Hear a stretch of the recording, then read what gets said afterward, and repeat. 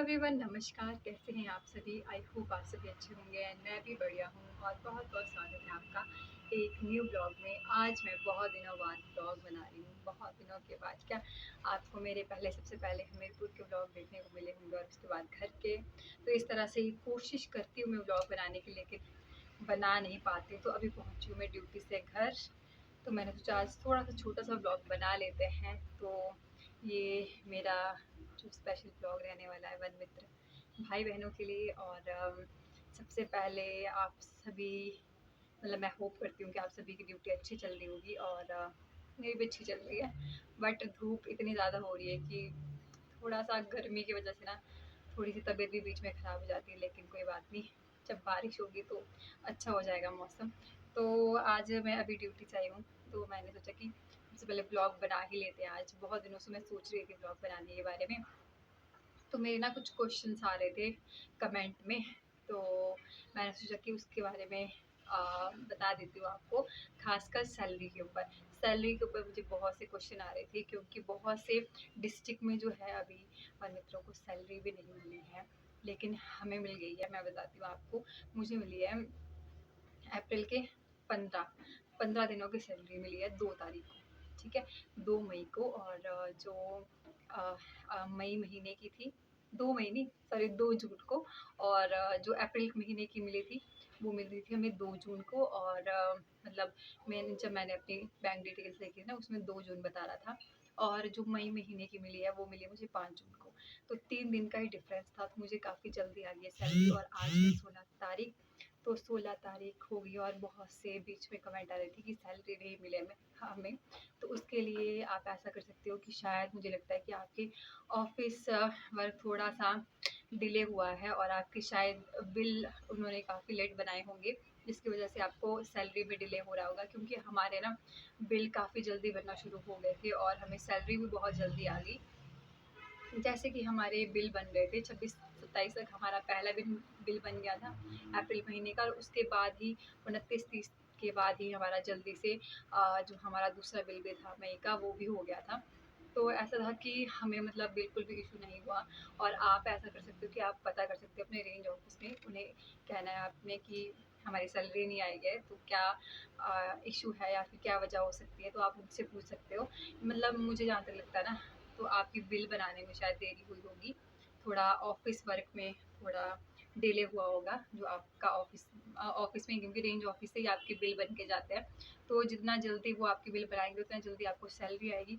तो शायद उसी में हो सकती है कि कुछ देरी हुई हो। और दूसरा क्वेश्चन था कि आपकी ड्यूटी ड्यूटी तो मेरी बहुत सही चल रही है, सही चल रही है, अच्छी है, बहुत बहुत अच्छी चल रही है। और तीसरा क्वेश्चन ना, शायद बहुत से बच्चे भी जो शायद स्टूडेंट्स होंगे जो एग्ज़ाम की तैयारी कर रहे हैं, और एक दो का क्वेश्चन आया था मुझे कि दूसरी बार वन मित्र की भर्ती कब निकलेगी। और उन्होंने कॉम्प्लीमेंट भी दिया था कि यूनिफॉर्म अच्छी लगी है, तो उसके लिए थैंक्स। और दूसरी बात है कि वन मित्र भर्ती का अभी फिर से आने का अभी तक तो कोई है नहीं। मुझे नहीं लगता 2-4 साल तक आएगी भी ये। तो फिलहाल उसके बाद ही बोल सकते हैं कुछ भी। 2-4 साल तक तो मुझे लगता नहीं है कि आएगी भर्ती, क्योंकि सबसे पहले तो हमें हमारे लिए इन्हें काफ़ी चीज़ें बनानी पड़ेगी। मीन्स कुछ भी, कोई भी नई पॉलिसी, तो उसके लिए भी टाइम लगेगा। तो सबसे पहले आपने पेशेंस रखना है, क्योंकि एकदम से कोई भी चीज़ नहीं होती। सारी चीज़ों के लिए पेशेंस की बहुत ज़रूरत होती है। तो सबसे पहले आपने पेशेंस रखना है। और दूसरा, वन मित्र भर्ती का बता दिया। नई भर्ती का कोई अभी तक पता नहीं है। मेरी आईडी से तो 2-4 साल तक तो आने वाली नहीं है। और उसके बाद अगर हमारे लिए बढ़िया सी ये पॉलिसी तैयार करते तो उसके बाद ये नई रिक्रूटमेंट ला सकते हैं। क्योंकि वन मित्र की ना, मैं सच बताऊँ तो फॉरेस्ट डिपार्टमेंट में बहुत ही ज़्यादा हेल्प मिल रही है जब से वन मित्र की ज्वाइनिंग हुई है। तो खुद हमारी सीनियर्स भी कहते हैं कि तुम्हारे आने से हमें बहुत ज़्यादा हमारी जो प्रॉब्लम्स कम हुई हैं। तो देखिए, और दूसरी बात, जो नेगेटिव कमेंट्स करते हैं ना, उनके लिए बता देती हूँ मैं। या तुम क्या सोच के नेगेटिव कमेंट करते हो? मुझे ये समझ नहीं आता ना, जो खुद कमेंट करते हैं ना, वो जैसे मुझे लगता है शायद यूपीएससी निकाल के बैठे हो तभी इतना ज़्यादा ज्ञान दे रहे होते हो कमेंट बॉक्स में। पहले ना आप खुद से कुछ करके आइए, अच्छे उस पे पहुँच के आइए, फिर हमें ज्ञान दीजिए। और यहाँ पे ना जितने भी लगे हैं ना वन मित्र, बहुत पढ़े लिखे हैं, बहुत ज़्यादा अच्छी-अच्छी मास्टर्स करके बैठे हैं, नेट क्वालीफाई करके बैठे हैं और अपनी तैयारी भी कर रहे हैं और जॉब भी कर रहे हैं।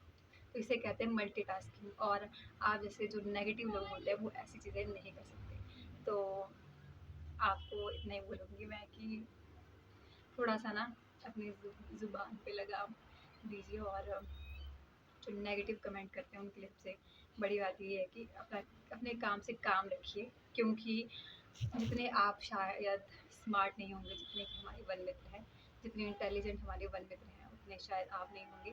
तो बस इतना ही कहना चाहूँगी मैं। दूसरी बात दूसरी बात ये है कि सैलरी का मैंने बता दिया।